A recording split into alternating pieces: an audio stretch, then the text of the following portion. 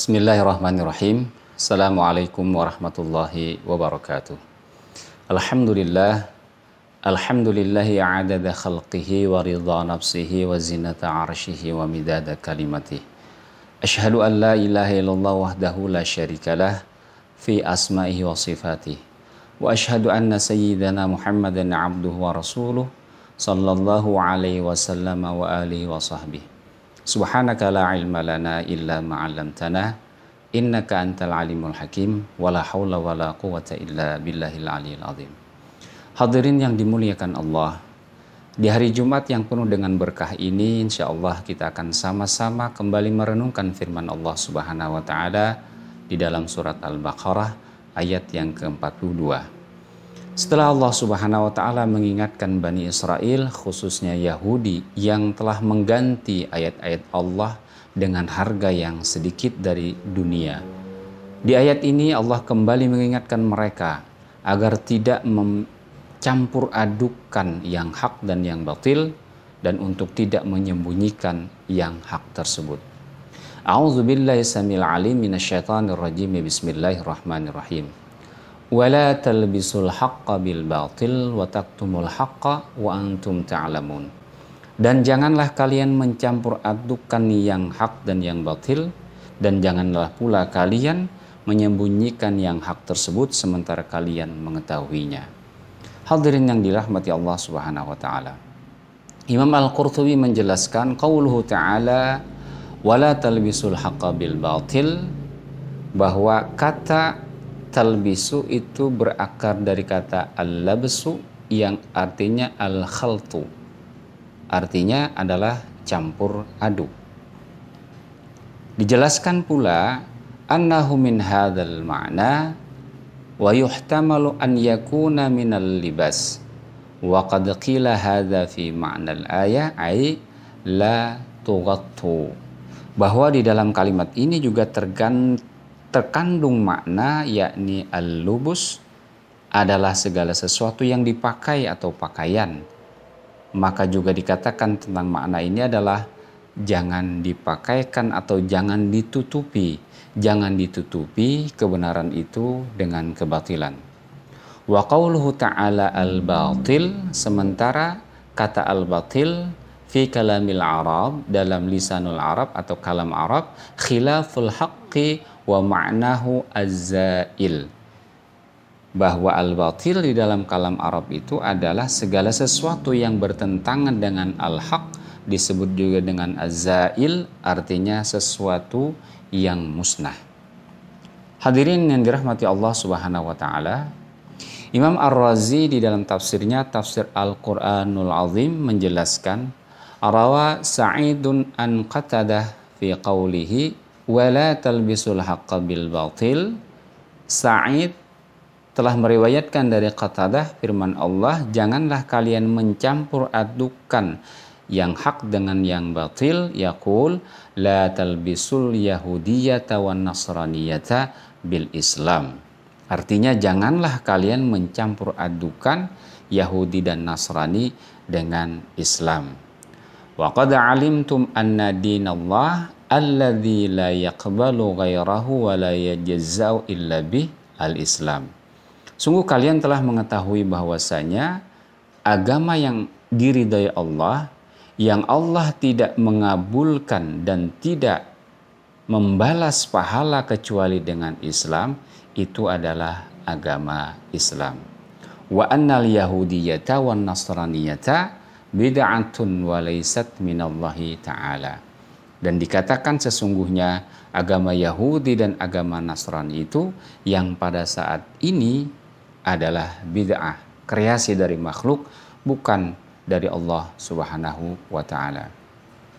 Hadirin yang dirahmati Allah, faruwiya an Ibni Abbas wa ghairihi la takhlitu ma 'indakum minal haqqi fil kitabi bil batil ai wa huwa at-taghyiru wa tabdil. Juga diriwayatkan dari Ibnu Abbas dan yang lainnya, janganlah kalian mencampur adukan yang ada pada kalian tentang kebenaran yang ada pada kitab ini dengan kebatilan, artinya janganlah kalian mengubah dan menggantinya.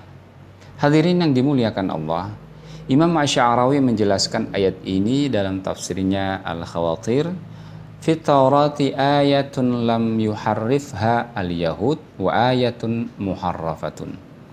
Di dalam Taurat itu dikatakan ada ayat-ayat yang belum atau tidak diganti oleh Yahudi, dan ada pula ayat-ayat yang telah diganti. Wa kullul ayatil lati tata'allaqu bi Rasulillah sallallahu alaihi wasallam wa wasfihi wa annahu nabiyul khatam atau khatim, bahwasanya segala sesuatu ayat-ayat yang terkait dengan Rasulullah sallallahu alaihi wasallam dan sifat-sifat Rasulullah sallallahu alaihi wasallam, dan bahwasanya Nabi sallallahu alaihi wasallam Muhammad adalah khatamul anbiya, itu harrafaha al-yahud. Di dalam Taurat orang-orang Yahudi telah mengganti ayat-ayat tersebut. Wal ayatul lati la tata'allaqu bi Rasulillah sallallahu alaihi wasallam lam yuharrifuha. Sementara ayat-ayat yang tidak terkait dengan Rasulullah SAW, Muhammad Rasulullah SAW, mereka tidak menggantinya. Faka'annahum khalatu al-haqqa bil batil. Sehingga kondisi demikianlah mereka dikatakan telah mencampurkan antara yang hak dengan yang batil.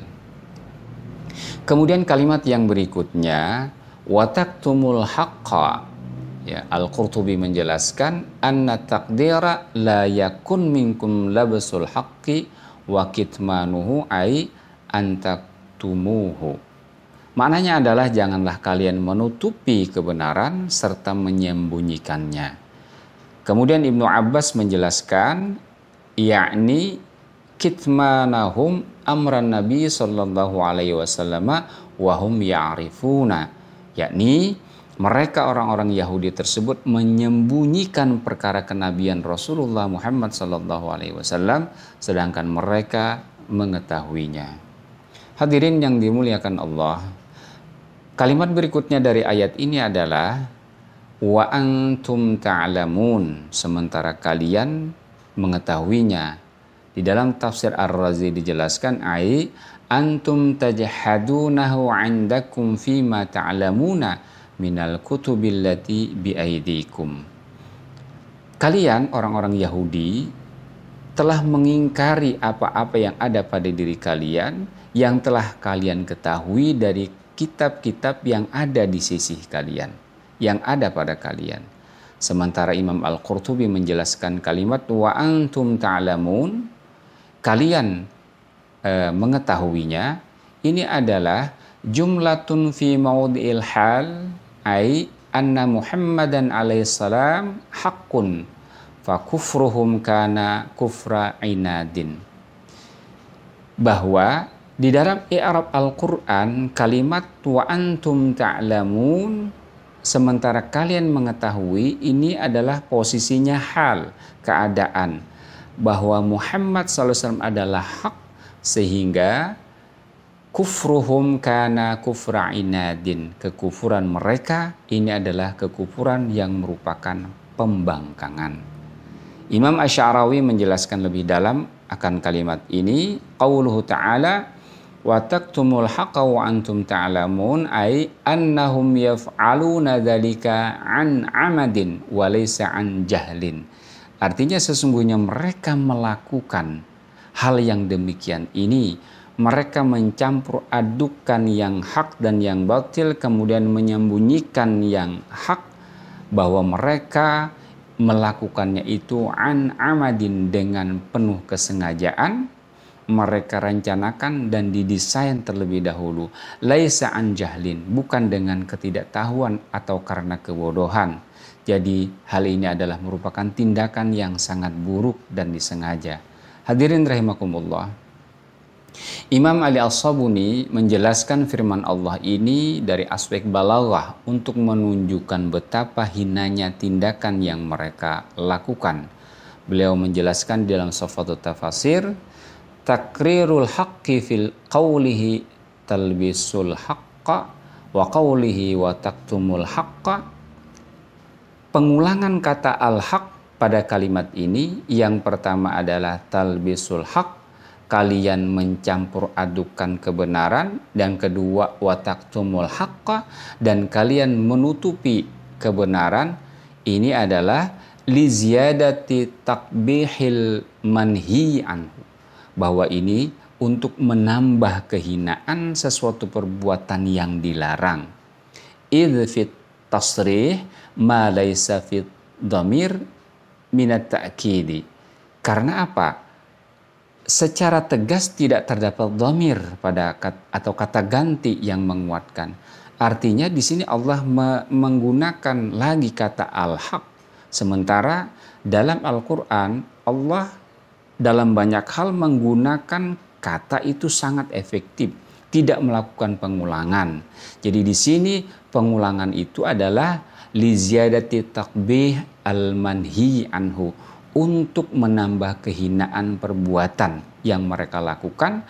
Mereka mencampur adukan yang hak dan mereka juga menutupi yang hak. Wa yusamma hadza al-itnab. Di dalam istilah balaghah ini disebut dengan al-itnab atau melebih-lebihkan. Hadirin yang dimuliakan Allah, melihat betapa buruknya perilaku yang dilakukan oleh Bani Israel terhadap ayat-ayat Allah, mereka mencampur adukan yang hak dan yang batil. Kemudian mereka berupaya menyembunyikan yang hak tersebut, sehingga Allah benar-benar mengecam perbuatan mereka ini. Sungguh ini menjadi ibrah, menjadi pelajaran bagi kita, agar kita sejauh mungkin untuk menghindarkan dari kita dari hal yang demikian. Assalamualaikum warahmatullahi wabarakatuh.